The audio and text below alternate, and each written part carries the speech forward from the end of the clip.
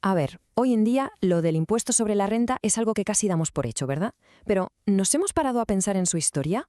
Es que es un reflejo fascinante de cómo ha evolucionado un país. Así que hoy vamos a contar esa historia, la del impuesto sobre la renta en México. Un viaje de un siglo lleno de experimentos, reformas, de todo un poco. Y es que esa es la pregunta del millón, ¿no? ¿De dónde sale algo así? Porque, vamos, no es que aparezca de la nada. Su creación, cómo va cambiando, todo eso nos cuenta un montón sobre la economía, la sociedad y, al final, las prioridades de un gobierno en cada momento. Para entender bien todo este recorrido, vamos a seguir una ruta bastante clara. Primero, veremos cómo nació todo. Luego, nos meteremos con un sistema muy particular llamado de cédulas. Ya veremos qué es. Pasaremos por un auténtico torbellino de reformas. Echaremos un ojo a algunos impuestos de lo más curiosos. Y finalmente, llegaremos al sistema que más o menos conocemos hoy. Venga, pues vamos al principio de todo. Nos plantamos a comienzos del siglo XX. México acaba de salir de la Revolución y claro, necesita reconstruir el país, crear nuevas instituciones y para todo eso pues hace falta una cosa, dinero, mucho dinero. Y para que nos hagamos una idea, México no fue el primero en esto, ni mucho menos. Inglaterra, por ejemplo, ya lo tenía desde finales del siglo XVIII, para financiar las guerras napoleónicas, nada menos. Estados Unidos se subió al carro en 1913, y México pues se unió a esta tendencia global unos añitos después, en un intento de modernizar su hacienda pública. Y aquí la tenemos, la famosa Ley del Centenario. Se le llamó así porque conmemoraba los 100 años de la consumación de la independencia. Ojo, era un impuesto extraordinario, o sea, se suponía que era algo temporal. Gravaba los ingresos de profesiones, de las industrias, los salarios. Fue, digamos, el primer intento formal, una especie de prueba. Claro, ¿cuál era el problema? Que la ley del centenario se pensó como algo puntual. Pero la realidad económica del país pedía a gritos una fuente de ingresos que fuera mucho más estable, más estructurada. Hacía falta un sistema de verdad. Y esa solución llegó en 1924. Y trajo consigo un concepto que es clave y que sigue con nosotros hoy, la progresividad. La idea es muy sencilla pero súper potente. Quien más gana, más paga. Como vemos aquí en la tabla, los tipos impositivos iban subiendo con los ingresos. De un 1% para los ingresos más bajos hasta un 3% para los más altos de esa época. Este fue un paso fundamental hacia un sistema fiscal, digamos, más justo y moderno.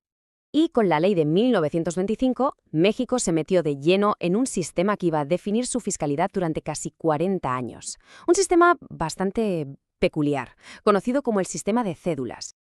Vale, vamos a parar un momento para entender esto bien. La clave del sistema de cédulas es que, en lugar de sumar todos los ingresos de una persona y aplicar un impuesto al total, lo que hacía era separarlos en cajones. Imagina eso, como distintos compartimentos. Cada tipo de ingresos, salarios, alquileres, beneficios de un negocio, tenía su propia cédula, su propio cajón, con sus propias reglas y su propio impuesto. Y esta imagen lo ilustra perfectamente. La ley original de 1925 dividía la vida económica en estas 7 grandes áreas. Teníamos el comercio, la industria, la agricultura, hasta los sueldos y los oficios. O sea que si una persona, por ejemplo, tenía un salario, pero también alquilaba una propiedad, pagaba impuestos por separado para cada una de esas cosas. Era como si tuviera que hacer varias declaraciones de la renta distintas. Pero bueno, si alguien piensa que este sistema se quedó ahí, quieto, sin cambiar, pues se equivoca de lleno. Lo que vino después fue un periodo de cambios casi frenéticos, un intento constante de adaptar la ley a la realidad del país, que no paraba de cambiar. Es que, a ver, desde los años 20 hasta los 50, el Código Fiscal estaba en un estado de cambio casi constante. El sistema de cédulas era la base, sí, pero los detalles, los tipos, las reglas, se modificaban sin parar. ¿Y por qué? Pues porque México estaba en plena transformación. La industria crecía, la gente se mudaba a las ciudades, el gobierno intentaba, como podía, que la ley fiscal no se quedara atrás. Un ejemplo muy claro. En 1928, apenas 3 años después de crear el sistema, ya se estaban subiendo los tipos. Por decreto se elevaron los impuestos para algunas cédulas, como la de los sueldos. Esto demuestra esa necesidad constante de ajustar la recaudación a lo que el Estado necesitaba en cada momento. Y ojo, que no solo se ajustaban las cédulas que ya existían, es que se añadían nuevos impuestos. En 1931, en plena resaca de la Gran Depresión, se inventaban este impuesto extraordinario sobre ingresos que se sumaba a lo que ya se pagaba con el sistema de cédulas. La complejidad, como se puede imaginar, no hacía más que crecer y crecer.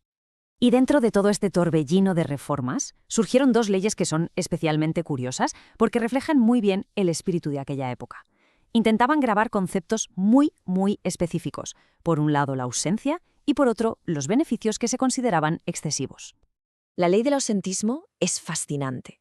Hay que pensar en el contexto de crisis económica mundial. La idea era evitar la fuga de capitales. Básicamente se buscaba pillar los ingresos que se generaban en México, pero que acababan en manos de personas o empresas que no vivían en el país. Era una forma de asegurarse de que la riqueza producida en México pues, se quedara, en parte, en las arcas públicas mexicanas.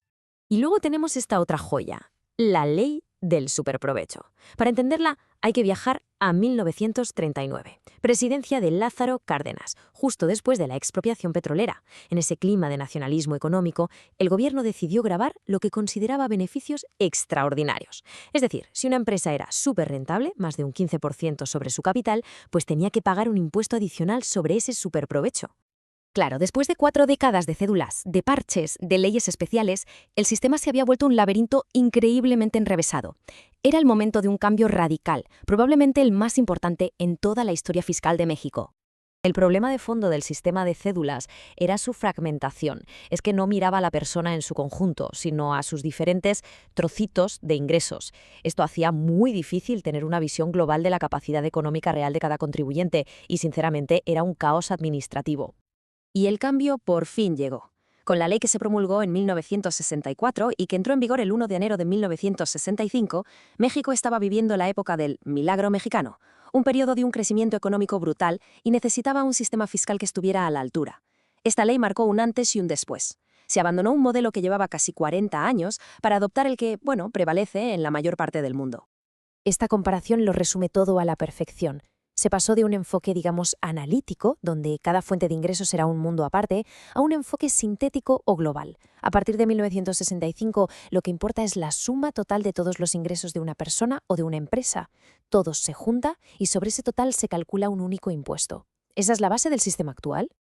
Y al final, ¿qué nos cuenta todo esto? Pues que la historia del impuesto sobre la renta en México es en realidad la historia de una búsqueda constante de equilibrio. Equilibrio entre lo que el Estado necesita y lo que los ciudadanos pueden aportar, entre hacer las cosas simples y hacerlas justas, y entre adaptarse a las realidades del país y a las tendencias del resto del mundo. Un reflejo, la verdad, fascinante de su propio viaje como nación.